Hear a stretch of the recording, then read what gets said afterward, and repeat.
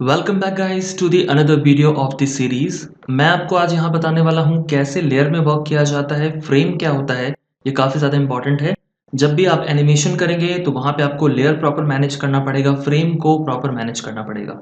तो कौन से फ्रेम है हमारे पास और कैसे यूज़ करना है इसे, आइए इसके बारे में बात करते हैं। तो चलिए शुरू करते हैं। सबसे पहले आपके पास एक टाइम लाइन यहाँ पे शो करेगा जब भी आप किसी नए डॉक्यूमेंट को लेके आते हैं। अगर ये आपके पास नहीं आ रहा इन केस, तो आप अपने वर्क स्पेस को रीसेट कर सकते हो, या फिर आप चले जाओगे विंडो में एंड विंडो में जाने के बाद यहाँ पे टाइम लाइन को इनेबल रखेंगे। Control alt T is the shortcut to enable time line. Time line को जब आप लाते हैं तो वहाँ पे आप एनिमेशन कर पाओगे, लेयर को लेके आ पाओगे। अदरवाइज इसके एब्सेंस में ये बिल्कुल नहीं वर्क करेगा। तो एनिमेशन के लिए बड़ा इंपॉर्टेंट है, चाहे आप किसी भी सॉफ्टवेयर में वर्क कर रहे हो, timeline is important for animation for videos. तो अभी हमारे पास लेयर 1 है, आप चाहें तो इसमें डबल क्लिक करें और इसके नेम को डिफाइन कर दें। सपोज मुझे इसे बीजी बनाना है, बैकग्राउंड, तो मैंने बीजी यहाँ पे टाइप कर दिया। दूसरे नए लेयर को लाने के लिए हम यहाँ पे न्यू लेयर पे क्लिक करेंगे और इसके नेम को भी हम डिफाइन रख सकते हैं। सपोज मैं यहाँ पे बॉल रख दे रहा हूँ। तो इस तरीके से हम रीनेम कर सकते हैं इंडिविजुअल लेयर को। जिस भी लेयर में क्लिक करेंगे उस स्पेसिफिक लेयर का सिलेक्शन हो जाएगा। लेयर में बाय डिफॉल्ट आपके पास एक ब्लैंक फ्रेम आ रहा है। तीन तरीके के फ्रेम्स यहाँ पे आते हैं। There are 3 type of frames. एक होता है फ्रेम जो ब्लैंक फ्रेम है, एक है ब्लैंक न्यू फ्रेम है और एक कंटिन्यू फ्रेम है। और इसके लिए शॉर्टकट्स भी हैं, इसके लिए मैनुअल तरीका भी है। जैसे अगर मैं अभी कोई एक शेप बना रहा हूँ और मेरा अगर ये लेयर सेलेक्टेड है और ये अगर इम्पटी है तो कुछ इस तरीके से दिखेगा, और अगर फिल है, फिल का मतलब अगर इस लेयर में कुछ एग्जिस्ट कर रहा है, मैंने कुछ डाला है, तो उसका कलर थोड़ा सा ग्रे में चेंज हो जाएगा, कुछ इस तरीके से।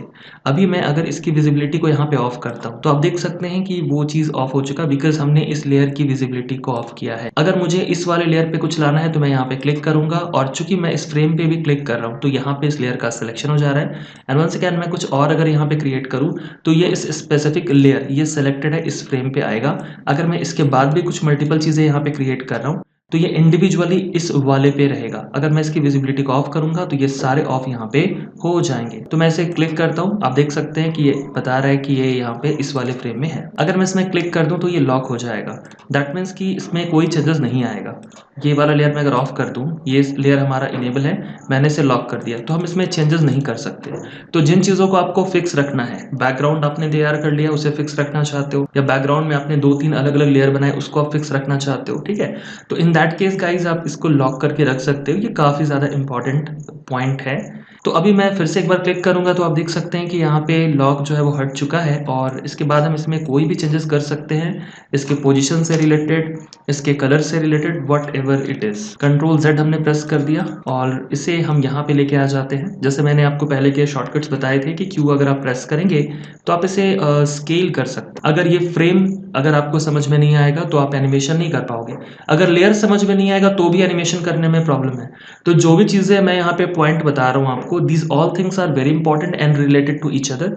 सो जब भी आप इसे देखें तो कंप्लीट इस पूरे के पूरे सीरीज को देखें, अदरवाइज आपको बहुत मुश्किल हो जाएगा एनिमेशन करने में। अभी आपको कोई लेयर डिलीट करना है तो आप उसके लिए यहाँ पे डेल पे चले जाएंगे एंड यहाँ पे क्लिक करेंगे तो वो लेयर स्पेसिफिक जो सेलेक्टेड है वो डिलीट हो जाएगा। तो अभी हमने सिर्फ और सिर्फ एक यहाँ पे लेयर को रखा है, और उसी लेयर में सिर्फ एक फ्रेम है और उसी फ्रेम के अंदर में है। अगर मुझे फ्रेम को कंटिन्यू रखना है, कंटिन्यू रखने का मतलब क्या होता है, सपोज आप एक वीडियो देख रहे हो, जिस वीडियो का जो ड्यूरेशन है वो 1 मिनट का है। दैट मीन्स कि उस वीडियो में चाहे जो भी मूवमेंट हो रहा है 1 मिनट तक वो मूवमेंट को कैप्चर करके रखा है, क्योंकि उस वीडियो का जो लेंथ है वो 1 मिनट का है। अभी मैं किसी स्टिल यानी किसी स्टिल वाली चीजें को, सपोज एक स्टोन है साइड में पड़ा हुआ है, ठीक है ना, और मैं उसमें वीडियो अगर कैप्चर कर रहा हूँ 1 मिनट का, तो उसमें स्टोन का पोजिशन जो है वो फिक्स है, लेकिन वीडियो 1 मिनट का है तो 1 मिनट तक वो स्क्रीन पे विजिबल होगा, क्योंकि उसका टाइम लाइन जो है वो 1 मिनट का है। Got it. तो उसी तरीके से जिस भी चीज़ को आप जितने देर तक रखना चाहते हैं उतना ड्यूरेशन आप उसको प्रोवाइड करेंगे, और ये चीज़ टाइम लाइन के थ्रू से होगा। सो अभी हमारे पास यहाँ पे फ्रेम है और मैं चाहता हूँ कि मैं इसे थोड़ी देर तक रखूँ, उसके बाद इसमें कोई चेंजेस हो, तो मैं 50 फ्रेम यहाँ पे दे देता हूँ। फ्रेम क्या होता है, मैंने आपको पहले बताया कि किसी वीडियो को जब आप तैयार करते हैं या कोई एनिमेशन क्रिएट करते हैं तो वहाँ पे हम लोग फ्रेम रखते हैं। जब भी आप कैमरा यूज़ करेंगे तो उसके सेटिंग पे जाके चेक करेंगे तो 30 FPS, 29 FPS, 60 FPS, 120 FPS, मतलब फ्रेम पर सेकंड होता है। तो जो हमने डॉक्यूमेंट स्टार्ट किया था बाय डिफॉल्ट उसमें 30 FPS हमने लिया था। अगर आपको कोई चीज़ और ज़्यादा FPS के साथ बनाना है, एनिमेशन और ज़्यादा स्मूथ रखना है, तो 60 FPS भी कर सकते हो। लेकिन जितना ज़्यादा फ्रेम रेट रखेंगे, एनिमेशंस तो स्मूथ होगा, लेकिन प्रोसेसिंग बढ़ जाएगा। ये भी चीज़ आप ध्यान रखिएगा। तो अभी हमने 30 फ्रेम रखा है, अभी हम 50 फ्रेम तक या 60 फ्रेम तक हम इसे दिखाना चाहते हैं, मतलब 2 सेकंड का ड्यूरेशन मुझे चाहिए इस वीडियो में। तो हम क्या करने वाले हैं, 60 फ्रेम पे आ जाएंगे एंड राइट क्लिक करेंगे यहाँ पे। वैसे तो शॉर्टकट भी है, शॉर्टकट भी मैं आपको बताऊंगा, लेकिन मैनुअल एंड शॉर्टकट इन दोनों चीज़ों को पैरेलल वे में लेते चलेंगे। तो राइट क्लिक आप करोगे, इंसर्ट की फ्रेम में आप यहाँ पे क्लिक करोगे। तो जैसे आप इंसर्ट की फ्रेम में क्लिक करोगे तो यहाँ से यहाँ तक आपका की फ्रेम तैयार हो चुका है। और जब आप पहले वाले पे आओगे क्लिक करके और यहाँ पे प्ले में क्लिक करेंगे तो ये जो स्लाइडर है ये स्लाइड होके जाएगा और यहाँ से यहाँ तक इसका जो पोजीशन है, चूंकि हमने पोजीशन में कोई चेंजेस किया ही नहीं है, ना इसके कलर में चेंजेस किया है और ना ही इसमें किसी भी तरह का एनिमेशन किया है, लेकिन हमने इसे एक ड्यूरेशन दिया है। मे बी आप एक एनिमेशन करना चाहते हो जिसमें 3 चीज़ें आपने रखी है, जिसमें से एक जो है वो मूव कर रहा है, बाकी सारी चीज़ें वहाँ पे विजिबल होंगी। आप उसे स्टिल एक जगह पे फिक्स रखना चाहते हो, लेकिन जैसे वो एक सर्टेन टाइम को क्रॉस करता है उसके बाद आप दूसरे वाले को एनिमेट करना शुरू कर देते हो। तो वैसे मैं आपको कई सारे एग्जाम्पल्स दूंगा यहाँ पे। तो अभी हमने एक ड्यूरेशन दे दिया, अब हम चाहते हैं कि इसके बाद यहाँ से 70 फ्रेम में इसका पोजीशन चेंज हो जाए। तो 2 तरीके से पोजीशन चेंज करते हो, एक है कि एक जगह से गायब होकर दूसरी जगह पहुंचना, पोजीशन चेंज ये भी होता है। दूसरा एक चीज है कि अपने एग्जिस्टिंग प्लेस से दूसरे प्लेस तक जाता हुआ वो आपको दिखाई दे, तो ये भी एनिमेशन है। तो ये दोनों चीजें डिपेंड करती है, दोनों का तरीका अलग है। तो अभी मैं अगर यहाँ पे चला जाऊं एंड यहाँ पे जाने के बाद मैं इंसर्ट न्यू फ्रेम में क्लिक करूं और मैं इन सभी चीजों का सिलेक्शन करके इसके पोजीशन को अगर मूव करूं, आइए देखते हैं क्या होता है। और फिर हम यहाँ पे रखते हैं इसे और यहाँ से प्ले में क्लिक करते हैं, तो यहाँ से यहाँ तक ये इसका पोजीशन फिक्स है। इसके बाद यहाँ से जैसे ये यहाँ पे इस वाले फ्रेम में पहुंचा, इसका जो सर्टेन पोजीशन है वो चेंज हो गया। अगर आप फ्रेम को अच्छे से समझ जाओगे एनिमेशन में, तो आपके लिए आगे एनिमेशन करने में बहुत ही ज़्यादा आसानी हो जाएगी। जैसे आप बाइक चलाते हो, गियर चेंज करने में हमेशा कंफ्यूजन होता है कि आगे चेंज करें कि पीछे चेंज करें, जब आप स्टार्टिंग के फेज में हो। लेकिन जब आप एक बार समझ जाते हो कि गियर कैसे चेंज होता है ना, कि 1 नंबर 2 नंबर 5 नंबर कैसे गियर लगते हैं, then it's easy for you. Bike चलाना काफ़ी ज़्यादा आसान हो जाता है, फिर आप उस पर ध्यान नहीं रखते हो, है ना। आपका ध्यान क्या होता है, आपका ध्यान बाइक चलाने में होता है। ऑलराइट, तो यहाँ पे भी उसी तरीके से अगर आप फ्रेम को नहीं समझोगे तो सारा आपका ध्यान फ्रेम पे होगा, आपको समझ में नहीं आएगा कि कौन सा फ्रेम कहाँ पे यूज़ करना है और किस तरीके से फ्रेम को मैनेज करना है। तो अभी हमारे पास एक फ्रेश लेयर आ गया है और हम मल्टीपल लेयर्स चाहे तो वो भी लेके आ सकते हैं। और हम चाहते हैं कि यहाँ से यहाँ तक, यानी इस वाले सेक्शन से इस वाले सेक्शन तक एक कोई शेप है वो दिखे। तो अगर आप कंटिन्यू फ्रेम चाहते हैं, ये एक ब्लैंक फ्रेम है जो कि कंटिन्यू है, तो आपको 20 फ्रेम तक चाहिए। तो यहाँ पे आ जाएंगे एंड यहाँ पे F5 को प्रेस करेंगे। फंक्शनल की 5, F5, F6, F7 ये 3 की के टाइप है। F5 से क्या होता है, ब्लैंक कंटिन्यू फ्रेम होता है। और F7 से क्या होता है, इंडिविजुअल फ्रेश फ्रेम होता है। इंडिविजुअल मतलब इसको पहले वाले फ्रेम से कोई लेना देना नहीं है, रहेगा उसी लेयर पे। ठीक है, अभी यहाँ से यहाँ तक कोई चीज़ आप रखना चाहते हो तो आप यहाँ पे कहीं पे भी, सपोज मैं यहाँ पे रख दे रहा हूँ और यहाँ पे मैंने कोई एक चीज़ ड्रॉ कर दिया।